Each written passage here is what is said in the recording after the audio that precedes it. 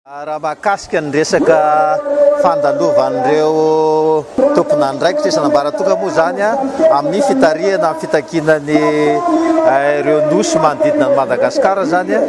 dia ny tenanay solombavam-bahoaka ny avy eo amin'ny distrikany Tsaratanàna dia anisany misaotra alohan'ny zareo teo amin'ny fahatongavana tao amin'ny Assemblée nationale ary mizara an'izany fitiavan-tanindrazana izay efa nanandrareo zany. Ireo nosy ireo tokoa manko zany efa araky ny raha rehetrarehetra malala dia nosy antsika malagasy le izy, raha tsy laza fotsiny afa-tsy ny hoe ny tantara an'ireo nosy ireo. Ny faharoa manaraka an'izay dia ny hoe fanapahan-kevitra ny firenena mikambana dia mamaritra fa antsika malagasy ireo nosy ireo. Ny fomba nentin-drareo nanazava an'izy na ny eo amin'ny fitarihana zao tolona zao tena heverinay fa anisan'ny tena dingana tsara zany zao fanombohantsika zao ary mariako hatrany fa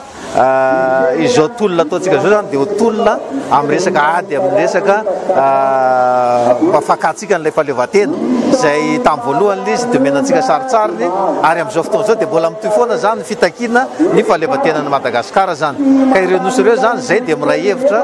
amin'ireo mpitarika zany amin'izany mpitaka zany nosy manodidina amin'ny Madagasikara zany anisany miray hevitra amin'ireo zany zay amin'ny fitakina zany satria tanindrazantsika malagasy zany ireo nosy ireo. Eo amin'ny fomba zay anatanterahana an'izy moa zany amin'izao dingana ho tanterahana amin'izao fotoana zao zany dia misy ny taratasy izay ho alefa amin'ny anteny mera rotonto, zany hoe ny amin'ny anteny mera-pirenena eto Madagasikara sy ny anteny mera-pirenena frantsay ihany koa zany mandalo eo amintsika zany izy eo amin'ny anteny mera-pirenena malagasy dia ho siniavo ny taratasy io, taratasy fitakina ny amin'ny hoe fanafoanana an'ireo décret zany zay niraisin'ny fitondram-panjakana frantsay ny amin'ny fitazomany an'ireo nosy ireo zany ka izay zany dia anisany manamafy tokoa ary vonona hoe ny anapaka andray fanapahan-kevitra zany amin'izay le hoe fitakina ny fanaovana izay taratasy ho alefa amin'ny fitondram-panjakana frantsay zay ny dingana voalohany atao. Ny dingana faharoa atao moa raha sanatria ka miziriziry ny fitondram-panjakana frantsay fa tsy hanolotra antsika amin'ny kahalalahana an'ireo nosy ireo dia hiditra amin'ny fitoriana zany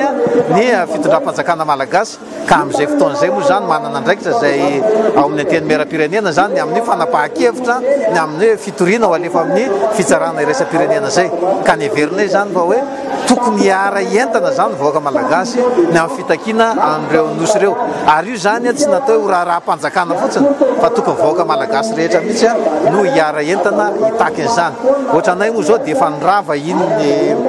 fivoriana ara-potoana faharoa zany sady farany tamin'ity taona 2024 ity ary izay dia anisany hanao tatitra any amin'ny vahoaka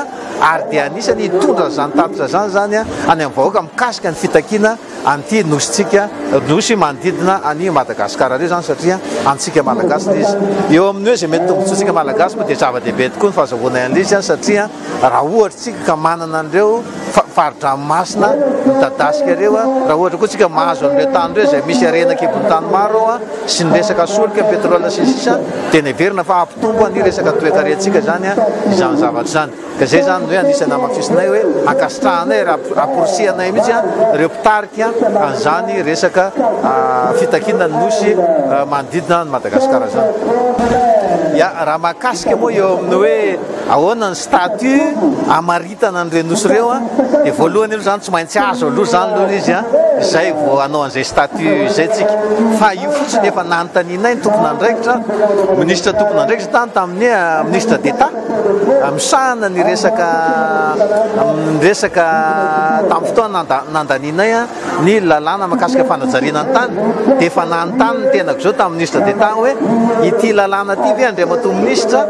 efa tafiditra ao anatin'ity lalàna momba fanajariana ny tany ity ny resaka îles éparses sa mbola tsy tafiditra ao anatiny satria ao anatin'ilay lalàna dia misy miteny hoe ny faritry ny Madagasikara sy ny faridranomasiny Madagasikara no ampiarana an'ity lalàna ity ka ny îles éparses ve zany ao anatiny sa mbola tsy anatiny ary raha ao anatiny le izy tokony efa marihana ary amin'ny andininy farany hoe marihana fa ny îles éparses dia efa ao anatiny na koa hoe raha mbola tsy ao anatiny dia hoe ny îles éparses dia mbola tsy ao anatiny tsy nyvaliany misy tompon'andraikitra moa le izy zany ka dia ny heveriko hoe mbola tsy tena tonga angamba amin'ny fotoana hoe tena fiverenana izy amintsika ka ny very kotsy rehefa miverina io ifandrombahana ndrainy izy io ohatra ny faritany mena faritany fanila mibesa mena faritra fanilasa ho atao région manokana amin'izay fotoana zay nefa raha atao région manokana atao district manokana tsy maintsy misy olona koa zany mipetraka any mbola misy programme anasany malagasy any apetraka tsara mihitsy eo anatin'ilay izy zany anatin'izy hoe manahoana ny olona manahoana ny fotodrafitrasa sisa ka angambany rehefa azo le izy tsara ny amaritantsika lizy am'izay hoe asa hoe ananganana ville vaovao ve ville touristique sisa ohatra nanoso be sisa le verinay fa aleo angamba ho azo aloha lizy zany zay angamba no tena ny programme natolotry ny président d'émergence moa zany tena veriko fa 3GFF fa moa ny filazan'izy teo vision zany le izy vision le izy ary ohatrany hoe mampaniry ohatran'ireny any amin'ny firenena mandroso rehetrarehetra reny